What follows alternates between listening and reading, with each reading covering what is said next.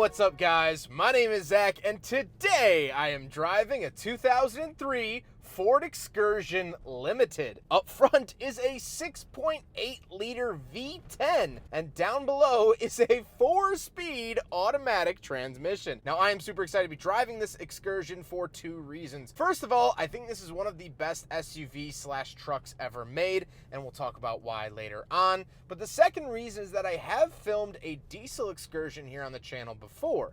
So this isn't 100% new to me, but what is new to me is the Triton V10. And so I'm excited to dig into that with you here today. But if you would like to submit your own vehicle, you can head on over to my website, zackpradel.com/submit. It's a quick and easy submission form. It takes under a minute to fill out, and I come out to you. But let's get back to that V10 under the hood, 6.8 liters. Well, there was 4 engines offered over the 5 model years of the Excursion. Originally, the offerings were the V8, the V10, which is this, the 6.8, and then a 7.3 liter diesel. Later in 2004, really 2003 and a half, they switched over to the 6.0 liter diesel, and that's what I drove earlier on the channel. This makes about 310 horsepower, and so in terms of power stats, it is very, very similar to the diesel that was offered at the time. The V8 made 255, the 7.3 made 250, and the 6 liter made 325. So 15 more horsepower out of the 6 liter diesel, but that's not all that much. If you want low-end grunt, it's really interesting to drive this V10 as well, because this is the first V10 I've driven that isn't geared towards speed or just being cool. This has low-end grunt with the V10, and that is very impressive to feel. Like I said, paired to it is a 4-speed automatic transmission. I don't know of many other V10s paired to a 4-speed auto, but this one certainly is. It's fine, it's doing the job, and you know what?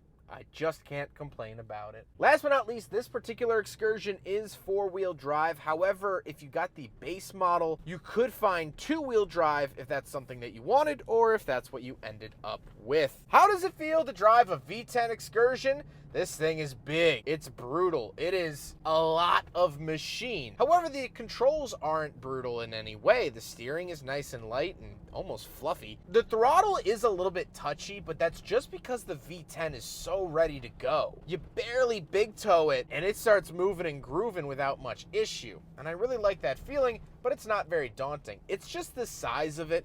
With the tow mirrors, of course, it does make this truck feel pretty large, and you do have a lot sitting behind you that we'll talk about with the back seats. Got a lot of space back there, so you're moving around a lot of real estate. However, what this vehicle was mainly meant to do was tow. The owner, Ted, tows with this. He tows his big camper, and he loves it because the whole family can sit inside very comfortably wherever they're going, and they can tow their camper with relative ease. He said he barely notices that it's back there with the V10, and so that is a lovely thing to see. Now, tow ratings varied on engine and drivetrain setup a little bit, but this could tow 11,000 pounds, which is a huge selling point for this truck, and we'll talk more about that with the final thoughts. With all that out of the way, let's talk about the interior. Well, in front of me, I have a bunch of gauges. Off to the left, we have our fuel and oil pressure. In the center, we get our speedometer and tachometer. And off to the right, we get our transmission temperature and coolant temperature. Now, you will see a gas light on because this gets an average of 8 or 9 miles to the gallon. And so, unfortunately, there's no Wells Fargo within a 30-mile radius that would give me a bank loan big enough to fill this truck's tank. On the steering wheel, off to the left, we do have our cruise control options. And off to the right, we have our audio mode, but volume, temperature, and fan. Absolutely love it when I can have climate controls on the steering wheel. I think it's very smart, and I think more cars should do it. Off to the left, we do have a climate control vent, headlight switches, and gauge dimmer switch. And moving on to the door, we have power mirrors, power windows, and power locks. Up over my head, we have a bunch of interesting things. So we do have a miles per gallon readout that will also show me miles till empty if I switch it.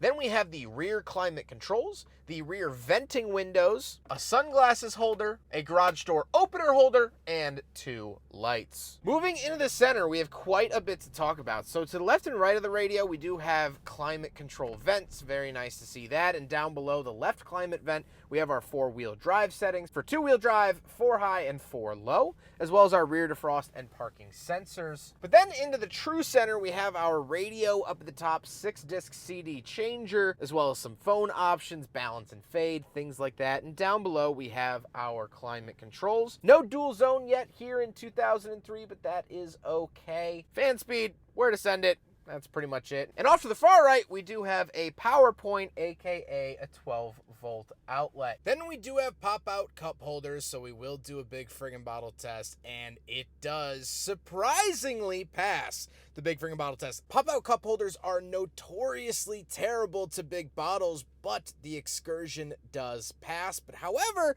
we do have more cup holders down below, and these fail. So not every cup holder in the front passes, but these 2 most certainly do.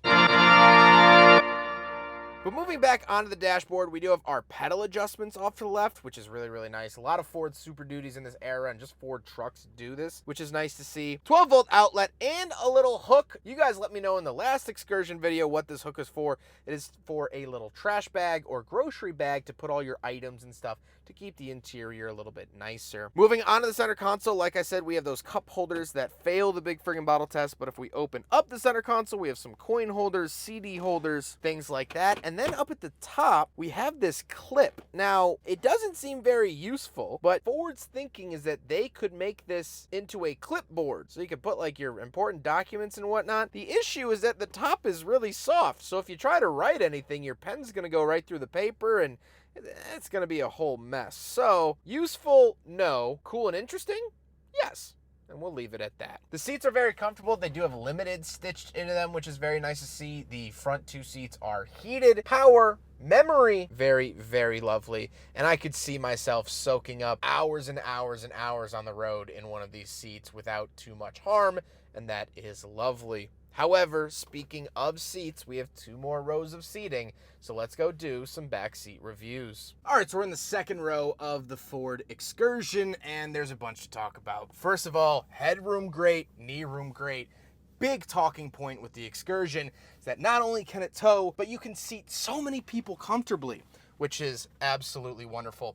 Grab handles, I got 2 of them up here. I could really brace myself if I wanted to. Not gonna, but I could. I have a DVD player up here. Love to see that. All my controls right here. I also have my own climate controls back here. Vents as far as the eye can see. If you can't get air to a certain point, it's probably covered up by clothing, so tons of venting back here. Cup holders, volume, menu, media, headphone jacks, and then you get this nice center space. Now, some Excursions were outfitted with bench seats. This one obviously has the captain's chairs, and I love it. Soaking up a road trip back here would be easy peasy lemon squeezy, and I dream of going on a road trip in an Excursion. This just seems like it would be the great American road trip.